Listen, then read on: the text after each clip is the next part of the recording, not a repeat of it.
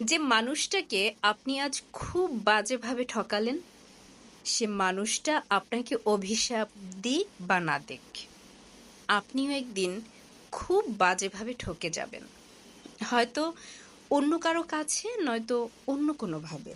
তবে ঠকে আপনি অবশ্যই যাবেন।